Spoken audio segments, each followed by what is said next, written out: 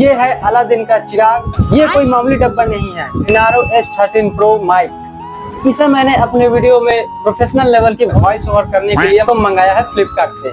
तो ये वीडियो मैं इसी माइक से शूट कर रहा हूँ और अगर मेरी आवाज आपके दिलों तक अभी भी नहीं पहुँची है तो अब जो भी बोलेगा मैं बोलूंगा। तो अब से ये मेरा साथी और अब से हम अपनी मिनी ब्लॉग्स में ये वाला माइक को यूज करेंगे। ठीक है, मिलते हैं दोस्तों एक और नई इंटरेस्टिंग वीडियो में। तब तक के लिए बाय बाय और वीडियो को लाइक कर देना।